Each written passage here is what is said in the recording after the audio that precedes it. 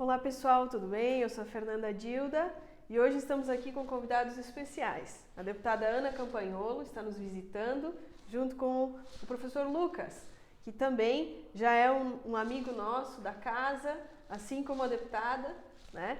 Estamos aqui para falar sobre assuntos relevantes, assuntos importantes e, é claro, sobre política também, né? E eu começo fazendo então uma pergunta à deputada, e aí ela já pode falar e falar desse roteiro que está fazendo aqui pela região, sobre o porquê que é importante nós nos envolvermos com a política, por que a política ela é tão relevante e ainda que sejamos mulheres, que tenhamos tantos outros compromissos, por que é tão importante assim, deputada? Oi, Fernanda, que alegria estar aqui com você. Oi, Lucas. A gente já fez uma amizade gastronômica aqui na casa da Fernanda.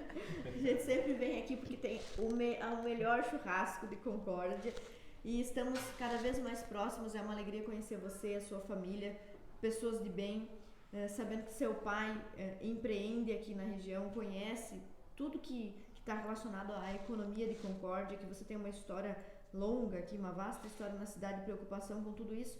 E é uma alegria estar aqui com você para conversar sobre política, porque eu vejo em você uma futura liderança aqui na cidade.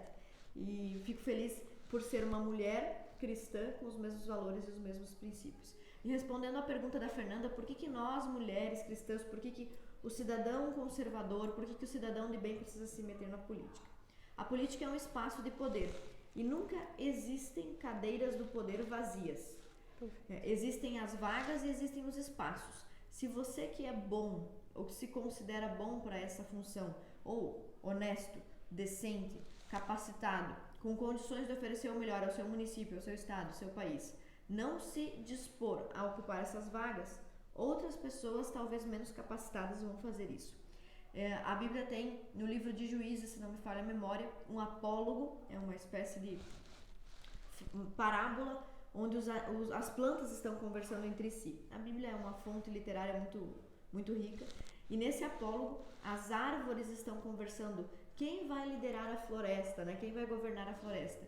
Aí a macieira diz que está muito ocupada, a oliveira está muito ocupada, a figueira está muito ocupada, todas as plantas, todas as árvores dizem assim, olha, eu não posso, eu estou ocupada produzindo figos, eu não posso, eu estou ocupada produzindo maçãs. E nesse apólogo bíblico, apenas o espinheiro se oferece, olha, eu não produzo fruto nenhum, então eu vou ficar para liderar sobre os demais, fazer sombra com os meus espinhos. Então o que esse apólogo na Bíblia nos mostra? Que aqueles que produzem bons frutos, se não se dispuserem a ocupar as cadeiras, os espaços de poder, os espinheiros o farão, né? Aqueles que são oportunistas, que não estão preparados, que não têm verdadeiro amor pela coisa pública ou pela boa gestão do município. E Aristóteles também dizia nas suas obras, Aristóteles, grande pai da filosofia, ele falava sobre a cidade, a polis, como o princípio de tudo. O Estado, não existia esse conceito que nós temos hoje de país, de nação, né? Mas ele dizia que o tamanho ideal para a vida justa em comunidade, para a conversa entre os cidadãos, para a real vivência da política, o tamanho ideal era o tamanho do município, nem o tamanho do estado, nem o tamanho da pátria ou da grande nação, porque no município as relações são mais orgânicas, são mais próximas, as pessoas se conhecem. Então, eu sei que você me convidou aqui porque gosta do meu trabalho como deputada estadual e realmente é um trabalho muito importante, são 40 cadeiras que nós temos lá em Florianópolis, mas a Câmara de Vereadores também é muito importante, é uma oportunidade a gente falar sobre isso. Para você que está nos ouvindo aqui, que está assistindo esse vídeo da Fernanda e que quer começar na política, eu gostaria de fazer a diferença. Se você puder começar pelo seu bairro, na verdade pela sua casa, pelo seu bairro, pela sua comunidade e partir para o seu município, conhecendo a política através da vereança, tenho certeza que esse é o melhor caminho. E a Fernanda tem essa disposição, eu vejo em você, Fernanda, um interesse genuíno. Obrigada. E é legal a gente poder estar aqui para conversar sobre isso, porque pessoas como você precisam receber o apoio de outras pessoas como você, de outras mulheres que são mães, educadoras, que conhecem a vida do empresário. Você tem um pai que trabalha na rede de transportes, que conhece também a vida do interior, Certo. Então, eu acho que você tem todas as competências e eu fico feliz em poder estar discutindo de política aqui com você. Só você pode dizer, mais do que qualquer deputado estadual, mais do que o presidente da República, mais do que qualquer senador, quais são as necessidades aqui, por exemplo, do município de Concórdia. E quais são, aliás, Fernando? A gente sempre fala sobre isso nos bastidores, mas para quem está nos assistindo aqui e que é de Concórdia, quais são as demandas? Muito bem, a nossa cidade, ela é uma cidade muito pujante, uma cidade... Bom, é a capital do trabalho. Concórdia é a capital do trabalho e estamos comemorando os 88 anos da cidade nessa semana, né? No dia 29, anteontem, então, a gente teve a festa do município. É uma cidade de muita produção, produção agrícola, agropecuária, agroindustrial, né? E que vem tentando também variar as suas matrizes econômicas, trazendo questões do turismo, tecnologia, né? outras fontes, né? Econômicas para a cidade. Mas a gente sempre vê, e acompanhando também o trabalho do pessoal na Câmara, do Executivo, vê muita questão que envolve a saúde, né? Como a concentração de todos os atendimentos só no hospital, né? O pessoal sempre pontua isso como uma das necessidades de se ter uma outra unidade, se ter um local, porque o município está crescendo, uma nós estamos... básica de saúde, isso, um pronto atendimento para desafogar o hospital. E isso é muito importante, porque nós estamos crescendo, já estamos com quase 80 mil habitantes, e tem se tornado muito relevante, né? Questões de infraestrutura, questões que o crescimento, né, do espaço demográfico mesmo, populacional, exige que se invista em infraestrutura em outros bairros, em novos bairros, né? As questões ambientais também, mas enfim, Concórdia é uma cidade muito próspera, muito bonita, e nós queremos que ela continue assim, e que queremos continuar conservando os valores familiares que aqui estão enraizados, né? Nós nascemos aqui, crescemos aqui, formamos família aqui, né? Trabalhamos aqui, né? Eu como advogada há mais ou menos 10 anos, há quase 10 anos, o meu esposo como empresário, também prestando consultoria empresarial, conhece muito a realidade das empresas, né? Do que é necessário para a nossa cidade.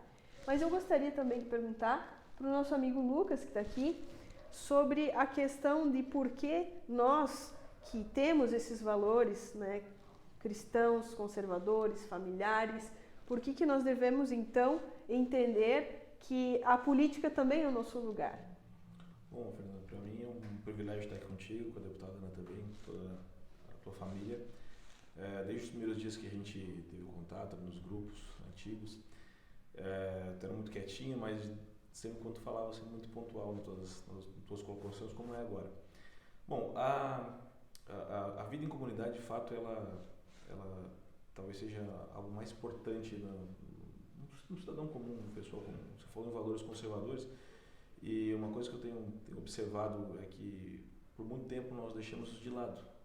A viver em comunidade passou a ser algo raro, e as pessoas começaram nesse êxodo, indo para as cidades grandes, e ficou um pouco essa questão da vida em comunidade local um pouco abandonada. E não foi diferente na política. A política também ela ficou nos grandes centros, e o interior ficou um pouco à mercê daquelas pequenas oligarquias, onde elas tinham o seu domínio e nós não conseguimos nos infiltrar ali ou fazer partícipes do negócio.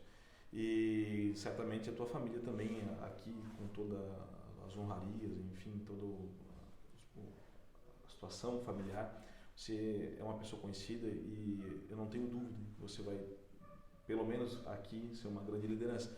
Agora, a gente como um político de direita não pode deixar essa vida em comunidade ser abandonada. Nós temos um espectro político, claro, obviamente oposto ao que está posto na história do Brasil pelos últimos 30 anos, mas o que de fato um conservador faz é que ele cuida desses valores conservadores da comunidade local, ele pensa na saúde do município, ele pensa na agricultura do município. Isso sempre foi coisa nossa, sempre foi coisa dos conservadores, dos cristãos. As sociedades, quando se formaram baseado na confiança mútua entre os católicos, entre os protestantes, entre a cristandade de modo geral. E aos poucos isso se perdeu também, mas eu tenho certeza que agora, com essa ascensão no movimento cristão, pelo menos no hemisfério sul aqui, no mundo, a gente pode voltar a ter isso de novo, e a gente tem esse espaço para fazer, porque normalmente a política ela é um pêndulo, ela vai para a direita, ela vai para a esquerda, e agora eu penso que é esse momento de resgatar tudo isso que aparentemente ficou para um outro espectro político mais esquerdo, ou para aquelas pessoas que só pensavam na questão fisiológica do negócio, econômico do negócio. Então eu vejo em você hoje essa figura aqui, né, pelo menos na região oeste, na região de Concórdia, na cidade de Concórdia, buscando resgatar isso, tendo contato com as pessoas que são responsáveis. No caso do deputado Ana, hoje tem uma abertura muito grande no estado e na comunidade do oeste, mais especificamente Concórdia, Chapecó, nesses municípios maiores, uma abertura muito interessante, pode possibilitar também ter um bom tipo de relacionamento. E a política é o que a deputada falou, é relacionamento, ela é a luta pelo poder sobretudo, e você precisa querer estar no poder, né? Então o empresário da agricultura, o latifundiário, que o pessoal às vezes fala com preconceito, ele de fato é o que gerou emprego para a comunidade gira em torno desses latifúndios também, do comércio em si.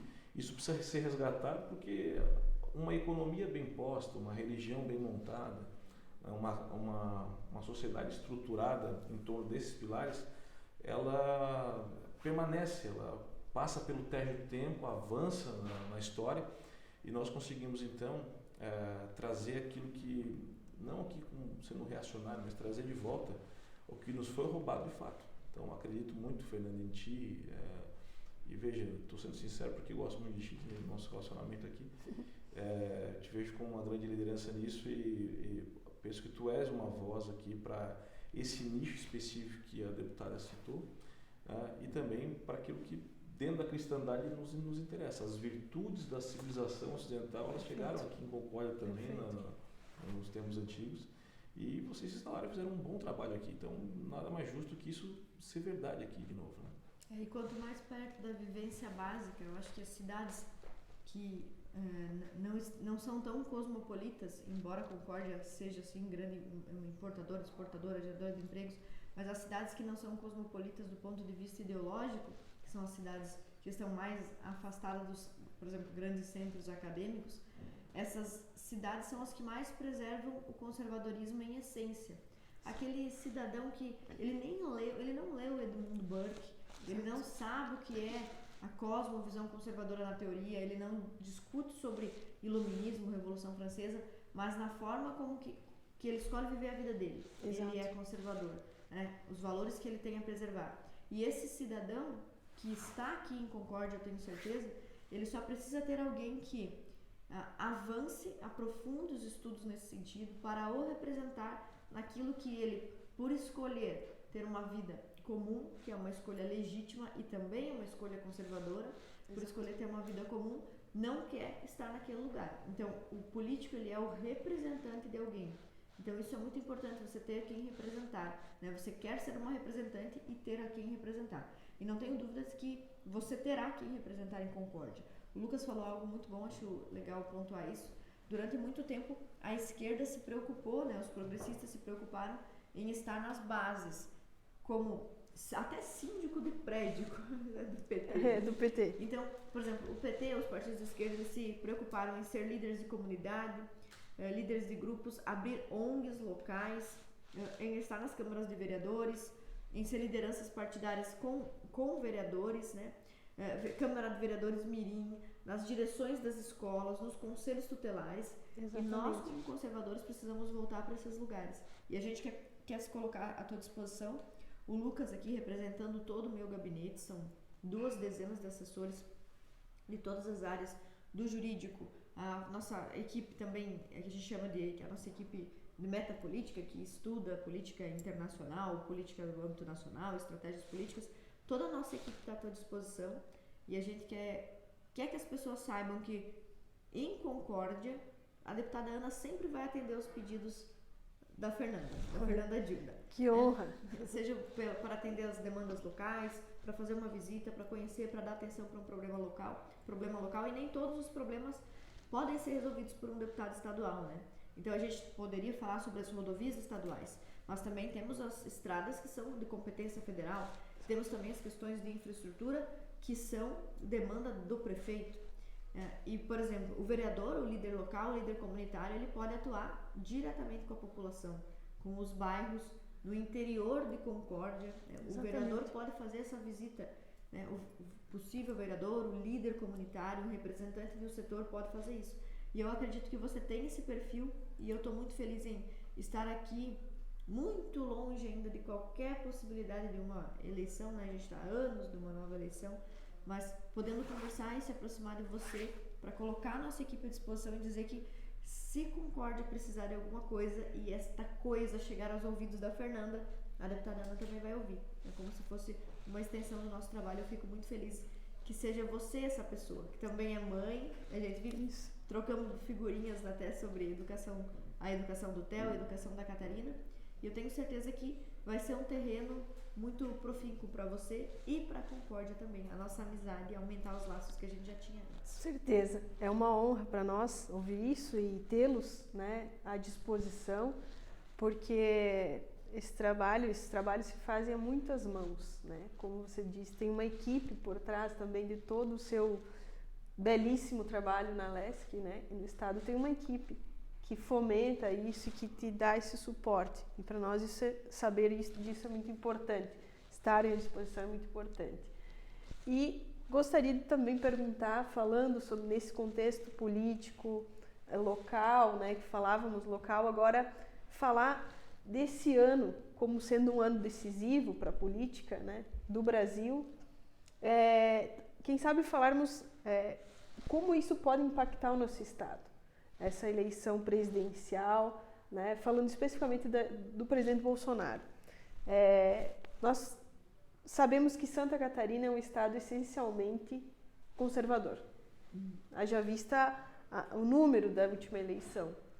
E o que nós poderíamos linkar, né, dessa eleição presidencial com o nosso estado, das demandas que tem no nosso estado, né? Nós sabemos que nesses últimos 2 anos, o governo federal investiu e liberou muito recurso para os estados, e isso também ajudou o nosso estado de Santa Catarina, ajudou muitos outros estados a colocar em ordem isso, a casa. Mas eu perguntaria o impacto, né, e por que nós devemos continuar nessa missão, falando do presidente Bolsonaro, especificamente. Eu acho que o principal impacto para municípios como Concórdia, até também é parte da minha realidade, porque eu cresci, grande parte da minha vida eu passei em Chapecó, que é aqui pertinho. Isso. E Concórdia e Chapecó são cidades que têm um perfil muito parecido. Um povo ordeiro, trabalhador e uma relevância muito grande da agricultura, da pecuária, do comércio. Você vê que o forte das nossas cidades, diferente lá da região litorânea, não é o turismo. Então, não é algo fluido que uma temporada poderia resolver, né? Aqui, o povo é muito trabalhador aqui na Serra, no Oeste, não que o pessoal do litoral não seja, mas aqui o trabalho parece ser o motivo da vida das pessoas. Né? Aqui a gente parece que a profissão é o que define a pessoa, né? Você já se apresenta e já diz o que você faz, né? Isso. Em alguma medida é bom, mas se for para um outro lado também descaracteriza a essência do ser da pessoa, né, e tal. Deveríamos, óbvio, também criar uma matriz turística. Existe, né, essa possibilidade. É questão do turismo rural, mas que se tem trabalhado e no entorno do lago, né, do lago, depois da usina de Itá, nós temos esse lago aqui à disposição na nossa cidade também, e já estão abrindo mais para isso, né. Essa gestão, ela também trouxe essa possibilidade de explorar o turismo. Está sendo elaborado um novo plano diretor que foi para a Câmara agora. Então vai ter essa exploração também ali, turística na região do lago. Mas a gente fala mais de turismo rural aqui, né? Obviamente. Mas essas são questões assim, importantes para a cidade que a gente vai planejar. Mas há algo que poderia impactar diretamente e objetivamente a cidade de Concórdia e toda a nossa região aqui. O presidente Bolsonaro é um presidente muito preocupado com o agronegócio. E ele não é um presidente que foi cooptado pelo fetichismo ambientalista, né? Exato. Pelas mentiras do ambientalismo. Então, ele tem muito cuidado e respeito pela propriedade privada, inclusive pela propriedade privada do agricultor familiar. Isso. Ao combater, por exemplo, as invasões do MST, eu tenho um avô que perdeu as suas terras para redistribuição, para cedição de terra para os indígenas, né? Para, digamos, o resgate de terras indígenas. Até o pessoal talvez conheça aqui no interior, entre Chapecó, Guatabu, Caxambu e nas redondezas, em direção ao Rio Grande do Sul, muitas terras foram repassadas, né? Exatamente. Eles gostam de usar o termo devolvidas, mas enfim, na minha família, o meu avô perdeu propriedades, né, para remarcação de terras indígenas. E o presidente Bolsonaro não é um presidente que desconsidera os povos indígenas ou que não respeita aqueles que estão precisando de terras, mas é um que resolve a questão de uma forma justa. Então, só a título de exemplo, durante o governo do presidente Bolsonaro, as invasões do MST caíram drasticamente e o número de distribuição de terras para assentados, de títulos formalizando a entrega de terras para assentados, cresceu também vertiginosamente, né? Então, o Bolsonaro distribuiu mais de 100 mil títulos de propriedade, né? De forma ordeira, né? De forma ordenada. Então, uma das coisas mais importantes para nós, que temos história com família de agricultores, ou que temos história no interior do estado de Santa Catarina, o interior cuja economia pujante tem a ver com o agronegócio, é o respeito que o presidente Bolsonaro tem pelo agricultor. E um exemplo disso na política local, na política estadual, foi que logo no início do governo, da gestão do governador Moisés, ele deu uma pendida, um forte deslize à esquerda, quando ele tentou, sob a desculpa de fomentar a agricultura orgânica, aumentar a taxação do agrotóxico.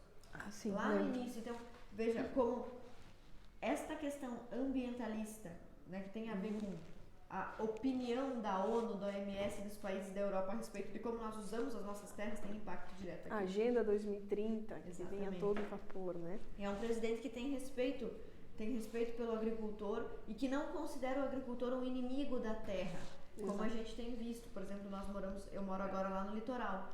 Recentemente, a Universidade Federal, a UFSC, fez um evento, um curso de expansão para combater o avanço do agronegócio. Que é absurdo. Então, você veja, eu acho que existem muitas coisas que nós poderíamos falar sobre o presidente Bolsonaro.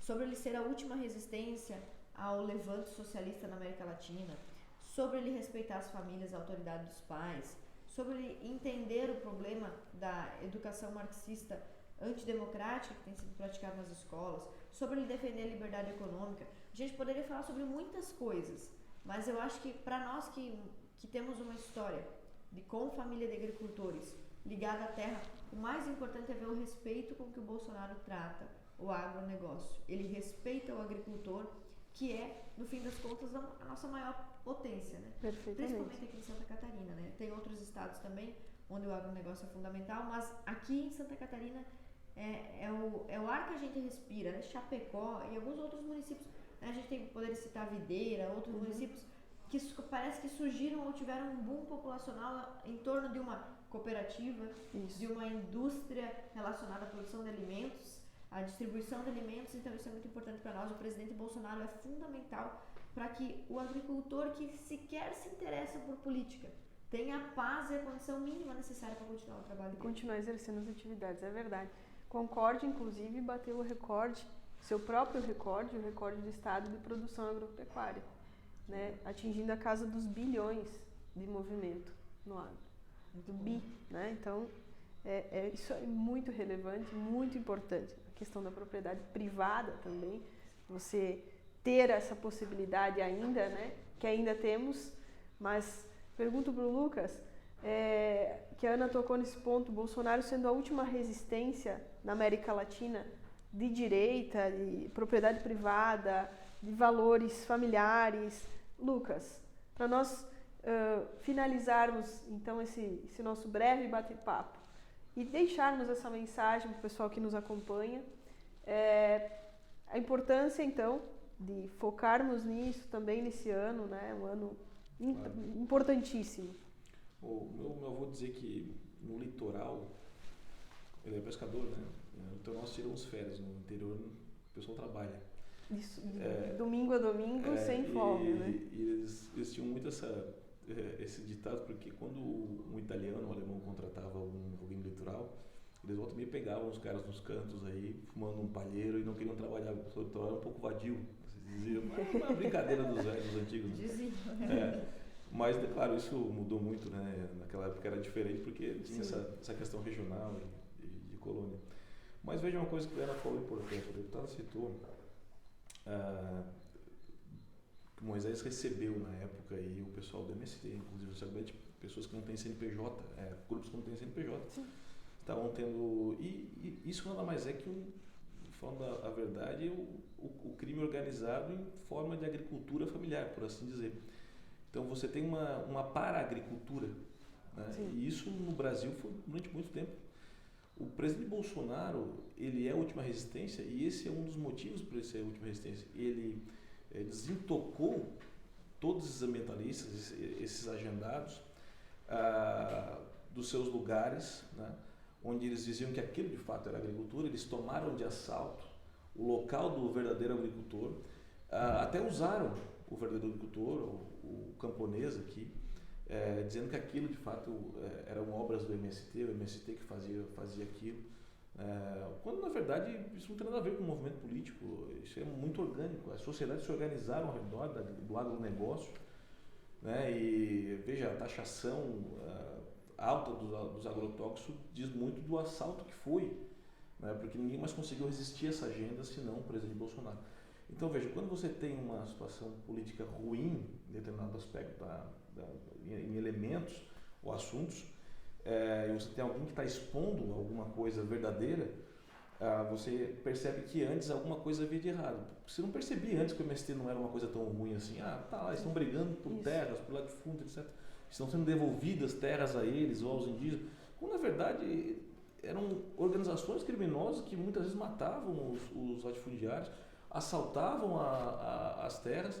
E veja, eu não estou falando de todos aqui, eu estou falando de um certo grupo específico que fazia terrorismo, né? E assaltava de fato. Tem situações da minha família que aconteceu algumas vezes, como a deputada também falou aqui. Então o Bolsonaro ele é resistência porque ele expõe tudo isso aí. E aí quando você precisa de um país como o Brasil para tomar o agronegócio mundial, você é obrigado a expor algumas coisas, e o Bolsonaro acaba aparecendo. Então veja, o agronegócio está no mundo todo. O Brasil exporta muita coisa para muita gente. A China tem comprado territórios aqui no Brasil. Isso diz muito sobre o que é o nosso agronegócio. Porque alguém teria interesse em nossas terras aqui, não um país oriental, do outro lado do mundo, tendo interesses aqui, montar os negócios, colocar isso com bandeiras da China, já empresas, né? Silos de arroz sendo vendidos aí a rodo, empresas inteiras sendo vendidas para território chinês. Então você vê, toda essa resistência, eu diria, o Bolsonaro é resistência de fato. Por que ele é a única, ao meu ver, nesse sentido? Porque você tem o Equador lá com o Guilherme Lasso, que é um liberal, está à direita, tem fomentado bem a economia. Você tem o Lacalle Pou no Uruguai, que faz algum trabalho também nesse sentido. Mas o Brasil é de uma extensão territorial continental. Exato. Né? E as nossas terras são queridas, né? Os nossos produtores são pujantes no trabalho. Né? Você pega qualquer trabalhador rural aqui do Oeste, ele não consegue ficar parado num domingo. Esse trabalhador, ele está fechado com o Bolsonaro porque ele sabe que o Bolsonaro vai protegê-lo, né? Agora, em contrapartida, é necessário frisar que houve um tempo, e até hoje isso ainda acontece, que movimentos revolucionários disfarçados de movimentos reais e comunitários tomaram conta, e esses políticos que representam esses movimentos ainda estão tomando conta do Brasil, e essa briga ainda é muito longe, muito longínqua para nós. Nós ainda estamos muito atrás, porque nós não temos como nos comunicar com isso. É difícil quando você vem aqui no Oeste e consegue passar uma boa imagem do agricultor. Todo mundo, a maioria do geral pensa, mas o agricultor ele fica lá, ele ele contribui, porque há uma narrativa histórica ruim acerca disso, que é falsa. Né? Tudo que é produzido no mundo, ou que vai para o litoral, está aqui. Né? Então nós precisamos quebrar furar essa bolha de que o agricultor ele está matando as plantas. Meu Deus do céu. E uma entrevista no seu canal que só no Brasil, e que o entrevistado comentou que só no Brasil que se chama agrotóxico. Foi ele que comentou sobre isso. No resto do mundo se fala fertilizante, se fala pesticida, controle de pragas. Aqui não, agrotóxico. Fernando, isso é a linguagem. Exato. Nós não temos nem a linguagem para lidar com isso aí. É defensivo agrícola. Isso falhamos compulsoriamente nisso. Todo dia estamos falhando porque não conseguimos fomentar nenhuma linguagem fora essa bolha. Então, esse é o papel hoje, eu diria, eu vou aqui citar o Lenin, um grande revolucionário, né, esquerdista. Nós temos que ter militantes profissionais do nosso lado o tempo todo nas narrativas, e não o agronegócio, de fato, é o que movimenta o mundo, a economia, e não só o oeste do estado, o interior do Brasil, mas o litoral sobrevive disso aqui. Né? Não é só o peixe do litoral, não, é todo o que nós vamos comer agora meio-dia, né? Um leitão daqui muito bem feito, breve, né? Então são essas coisas que o brasileiro e o Bolsonaro, de certa forma, representa essa última resistência no aspecto real do brasileiro, como do Brasil profundo. Né? Da realidade mesmo, né? Não fechar os olhos para essa realidade. E isso, uma coisa que nunca aconteceria no Brasil, enquanto estivermos o presidente Bolsonaro, é a proibição como a Holanda e o Canadá fizeram da produção agrícola, que o pessoal foi de trator, está protestando de trator. Da Agenda 2030. O Sri Lanka também, o presidente teve que sair da sua casa presidencial. Exato, mas vetando a produção, porque é emissão de gases, porque a gente sabe que isso é uma falácia total. É muito louco. Mas quero aqui agradecê-los por esse momento, né, por essa conversa, para nós é valiosa e sempre muito rica, sempre muito construtiva. Eu acompanho vocês. Sempre muito deliciosa essa visita. Acompanho vocês e aprendo sempre, a cada live, a cada entrevista, a cada vídeo. Eu aprendo sempre com vocês. E a gente quer que você retribua a visita. Eu trouxe quase o gabinete todo, 8 pessoas aqui para visitar a casa mais uma vez visitar a casa da Fernanda. E agora a gente quer fazer o convite para que você vá lá com a gente, leve sua câmera e a gente passa um dia lá juntos, mostra para você quais são os detalhes do trabalho do deputado, para você colocar aqui no canal também, mostrar para o cidadão que concorde. Vamos fazer sim. O que um deputado pode fazer, e aí a gente já conversa o que um vereador pode fazer, o que um federal pode fazer, o que um senador pode fazer. E é mais uma forma também de trazer conhecimento para o pessoal que vai acompanhar o seu trabalho a partir de agora. Muito bem. Vai assar uma tainha para jovens. Opa! Tá vendo? Vai compensar, né? Vai compensar, né? Vai compensar o leitão. Tem que ser 3 ou 4 tainhas. Deve ser bastante. Que é menos carne. É isso aí. Pessoal, muito obrigada. Acompanhe, continue nos acompanhando, se inscreva no canal, dê o seu like. Isso, dê o seu like, ative o sininho. O meu é Ana Campanholo, também o meu canal no YouTube. O da Fernanda é Fernanda Dilda. Bem fácil de achar. Lucas, tu também tem. Nós temos um canal também, eu e o Henrique Bianco, né? Acompanho às segundas-feiras o Monday Cast. Tem um programa chamado Monday Live, né? Que é um elenco de segunda, né, que é um elenco de primeira, né? Na segunda-feira. Muito bem. Tchau, Tchau, pessoal. Até.